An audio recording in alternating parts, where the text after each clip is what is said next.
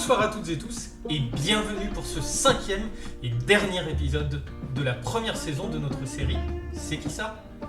Je suis encore Simon Rigaudot, le toujours chef d'orchestre et directeur artistique de l'orchestre symphonique Collegium Musicum de Mulhouse dans le Haut-Rhin. Depuis le 2 novembre dernier, nous avons ensemble rencontré les compositeurs dont des œuvres devaient être interprétées lors de nos prochains concerts intitulés Baroque Europe et initialement prévus entre fin novembre et début janvier 2021. Il va nous falloir attendre encore quelques temps, trop longtemps, pour nous retrouver autour de notre passion pour la musique et pour vous retrouver pour la partager. Néanmoins, pour garder le lien avec vous, nous avons décidé de partir visiter les grands pays musicaux de l'époque baroque. Angleterre, France, Allemagne et Italie. Depuis le début de ce périple virtuel, vous avez rencontré Corelli, Telemann, Handel et Rameau. Reste bien sûr Vivaldi. Nous espérons que ces vidéos vous plaisent. N'hésitez pas à nous faire des retours, à liker et à partager afin de faire connaître au plus grand nombre les activités du Collegium Musicum de Mulhouse, cet orchestre amateur qui veut partager sa passion pour la musique de façon modeste, respectueuse et exigeante. Aujourd'hui, pour notre dernier C'est qui ça de la saison, direction l'Italie avec Antonio Vivaldi. De cette série de C'est qui ça, Antonio Lucio Vivaldi, surnommé le prêtre roux, est sans doute la rockstar de la bande de compositeurs déjà rencontrés. Il est violoniste et compositeur italien, né à Venise en 1678 et mort à Vienne en 1741. D'où vient son surnom de prêtre roux ? Il était roux, jusque-là aucun piège. Par ailleurs, il fut ordonné prêtre en 1693. Pas de surprise, roux d'un côté et prêtre de l'autre. Logique donc qu'il soit affublé de ce sobriquet, peut-être plus connu à Venise que son véritable nom, selon les mots de Goldoni dans ses mémoires. Comme beaucoup d'autres compositeurs du XVIIIe siècle, sa musique et son nom furent vite oubliés après sa mort. Ce ne fut qu'au XIXe et au début du XXe siècle que Vivaldi retrouva la lumière, comme Bach et d'autres, pour ne plus la quitter et devenir, notamment grâce à ses fameuses 4 saisons, l'un des compositeurs les plus joués au monde. Il est assez difficile de raconter la vie de Vivaldi car aucun biographe ne s'en est préoccupé avant le XXe siècle. On continue de retrouver des œuvres que l'on croyait perdues, comme son opéra Argippo, retrouvé en 2006 à Ratisbonne, en Bavière.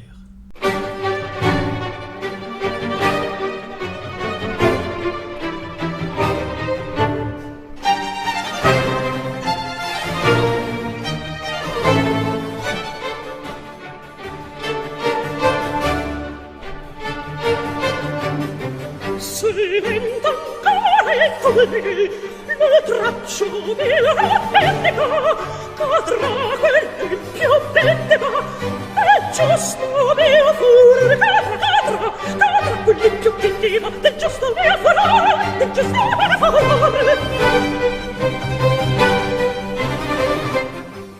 Revenons donc au début de la vie d'Antonio.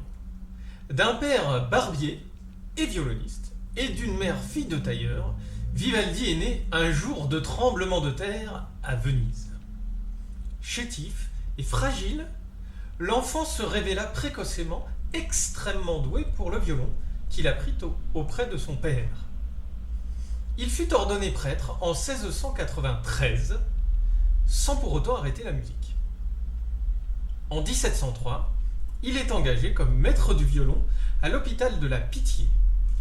Il s'agit d'une institution qui n'abritait que des filles recevant une éducation musicale poussée. Il y enseignera quasiment toute sa vie en pointillé. Comme nous l'avons entendu dans notre épisode sur Corelli, Vivaldi s'est aussi saisi du fameux thème de la folia. Voici un extrait.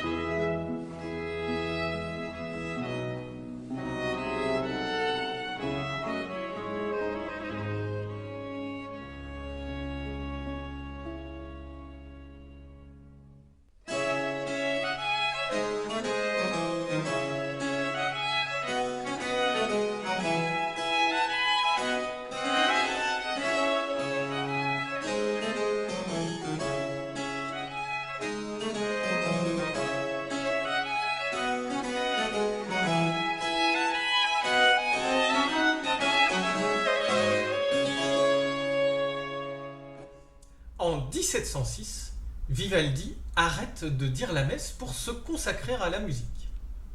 Il expliquera en 1737 que c'était à cause de difficultés respiratoires dues à sa faible constitution. Néanmoins, il ne renonce pas à porter l'habit. À Venise, il rencontre probablement les grands compositeurs suivants: Scarlatti père, et fils, et Handel entre autres. Sans parler d'influence stylistique, on peut penser que ces rencontres ont donné à Vivaldi l'envie de s'essayer à l'opéra. Voici d'ailleurs un extrait d'un de ses premiers ouvrages lyriques datant de 1713, Orlando Finto Pazzo. Ce fut vraisemblablement un échec.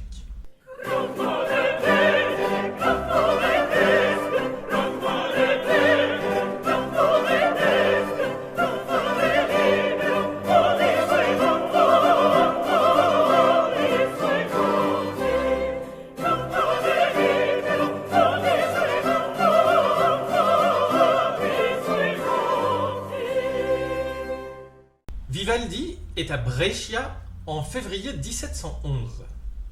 C'est à cette période que l'hypothèse d'un voyage à Amsterdam est envisagée. En effet, c'est dans la capitale batave que les œuvres d'Antonio seront maintenant imprimées. Vivaldi y publie d'ailleurs son opus 3, intitulé L'Estro Armonico, qui signifie l'invention harmonique. Il s'agit d'un recueil de 12 concerti pour 1, 2 ou 4 violons et orchestre. On peut imaginer que c'est avec ce cycle d'œuvres que la transition entre le concerto grosso, un petit groupe de musiciens dialoguant avec le reste de l'orchestre, et le concerto de soliste unique, face à l'orchestre, s'opère. Écoutons 2 extraits. En premier, le 10e concerto pour 4 violons solistes.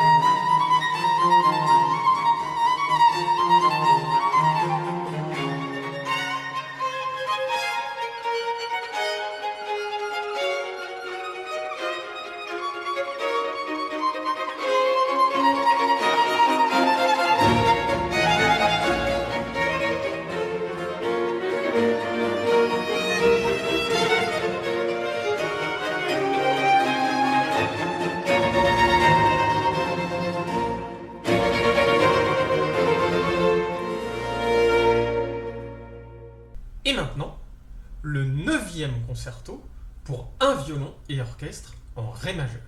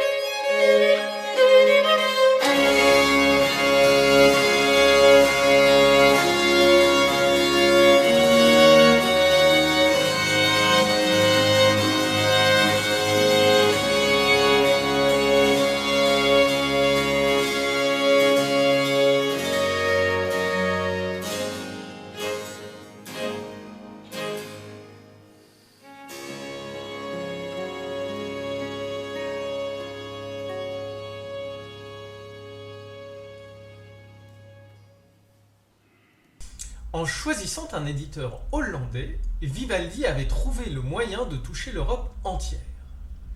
En effet, l'Estro Harmonico finit par arriver dans les mains de Johann Gottfried Walther, cousin et ami de Bach. Jean-Sébastien adore les concerti de Vivaldi et en transcrit même quelques-uns pour le clavier. Ils ne sont pas forcément à la hauteur des originaux, mais ils montrent la notoriété acquise par Vivaldi sur le vieux continent. Vers 1724, Vivaldi publie le recueil opus 8, dont le titre traduit en français est le suivant: La confrontation de l'harmonie et de l'invention ou la liberté créatrice à l'épreuve des règles de la composition. Dans la dédicace pompeuse, Vivaldi, Maestro en Italia, demande à ce qu'on ne soit pas surpris de trouver parmi les concerti les 4 saisons, appréciées depuis longtemps. Les températures passant régulièrement la barre du 0 degré depuis quelque temps dans notre belle région, quoi de plus naturel que d'écouter une partie de l'hiver des célébrissimes 4 saisons.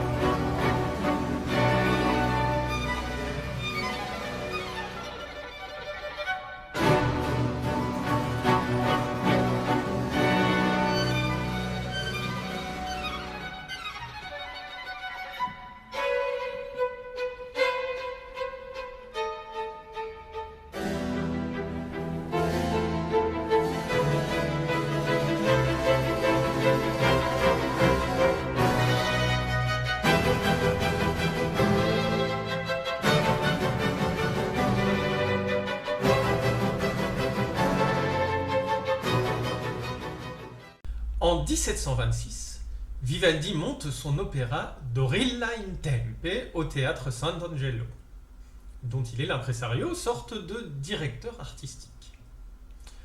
3 autres viendront dans la même année, puis 4 de plus en 1727, dont Farnace, créé à Venise. Toutes ces créations d'opéra supposent de nombreux voyages de Venise à Prague, en passant par Florence, entre autres. En effet, Vivaldi ne laissait à personne le soin de monter ses œuvres et les financer sur ses fonds propres. Il ne compose que 2 opéras en 1728, mais il écrit par ailleurs les premiers concerti pour flûte de l'histoire. Sa mère décède en mai, et il rencontre l'empereur Charles VI en septembre. Une personne présente écrira que l'empereur a entretenu longtemps Vivaldi sur sa musique. On dit qu'il lui a plus parlé à lui seul en 15 jours qu'il ne parle à ses ministres en 2 ans.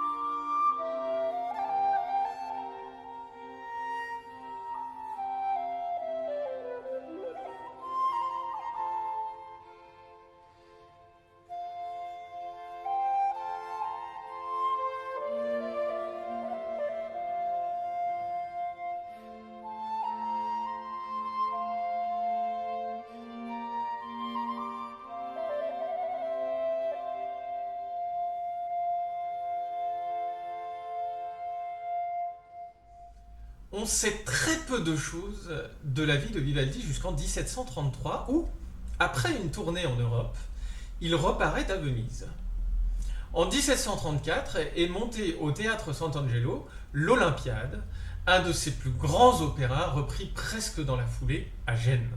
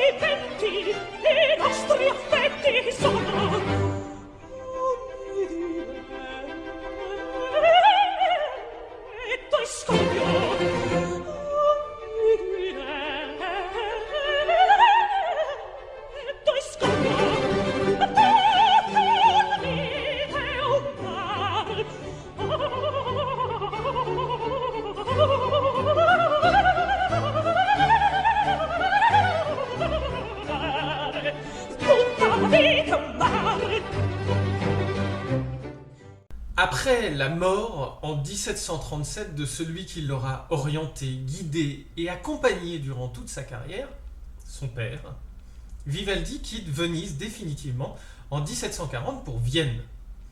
Il avait l'intention de travailler au théâtre de la cour impériale et royale de Vienne. Malheureusement, le 20 octobre, Charles VI, empereur, mourait. La règle voulait qu'on ne joue pas de musique pendant le deuil. Vivaldi est donc privé de revenus et meurt pauvre et seul en juillet 1741. Pour finir, je vous propose d'écouter un extrait d'un concerto pour hautbois que votre collégium espère vous interpréter dès que possible.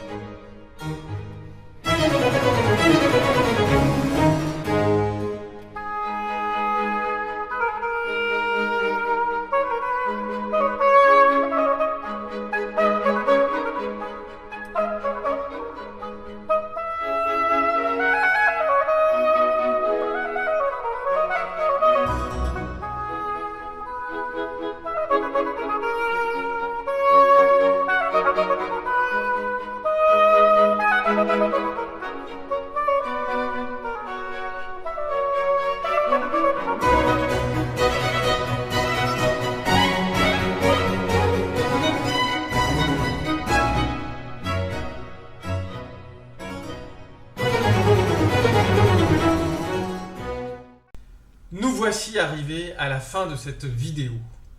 Ne pouvant être exhaustif, je vous encourage à aller chercher d'autres œuvres à écouter comme le Gloria, des concerti pour basson, son Magnificat, etc. Nous croisons les doigts pour pouvoir vous retrouver en direct dès que cela sera possible. Nous espérons que ce 5e épisode vous aura plu. N'hésitez pas à le liker, le commenter et le partager. Merci pour votre fidélité à notre série C'est qui ça ? Elle reviendra dès que des concerts se profileront à l'horizon. En attendant, vous pouvez retrouver votre Collegium sur YouTube et vous abonner à sa toute nouvelle chaîne pour profiter du calendrier de l'Avent musical. Joyeuse fête de fin d'année. Au revoir et prenez soin de vous. Jingle bell, jingle bell, jingle bell rock. Jingle bells swing and jingle bells ring. Snowing and blowing up bushels of fun. Now the jingle hop